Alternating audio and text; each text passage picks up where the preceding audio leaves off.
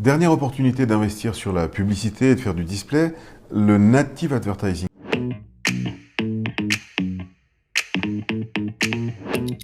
Alors c'est un petit peu moins connu, c'est un petit peu moins utilisé comme plateforme et comme levier de display. En revanche, vous avez tous déjà vu ça.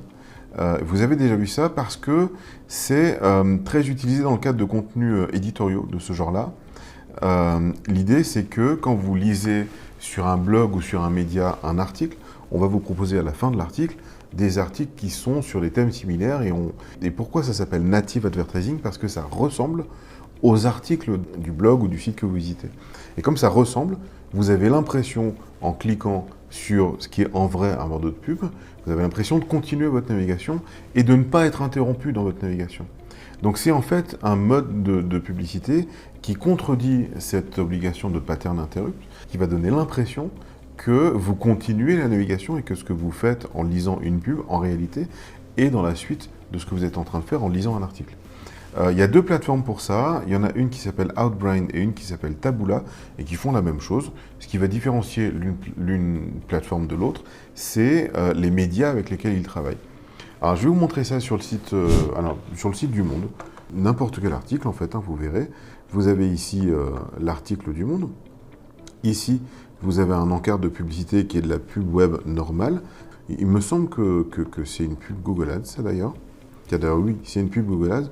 Vous voyez en bas, tout en bas de l'écran, je ne vous montre pas avec ma souris, sinon ça ne s'affichera plus, mais tout en bas de l'écran, vous voyez que l'URL, c'est www.google-ads-service, ce qui signifie que là, pour le coup, c'est une pub Google Ads. Donc ça veut dire que si vous voulez publier votre pub en display web sur le Monde, et vous passez par Google.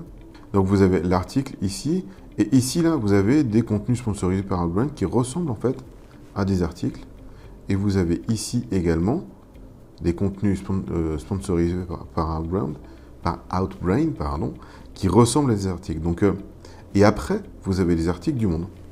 Donc vous voyez que esthétiquement et ergonomiquement, entre ces articles-là et ces articles-là, il y a assez peu de différence. On peut se laisser avoir, sauf que ça, là, pour le coup, ce sont des pubs, et ça, ce sont les articles du Monde.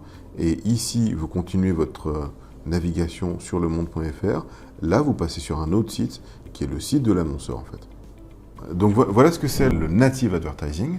Natif parce que ça ressemble à un article natif de ce que vous êtes en train de lire, du blog ou du média que vous êtes en train de lire.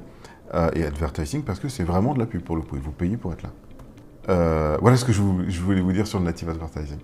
N'hésitez pas à liker cette vidéo si elle vous a plu et de nous laisser un commentaire pour nous dire ce que vous en avez pensé.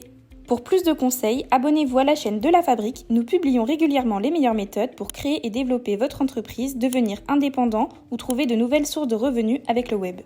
À bientôt!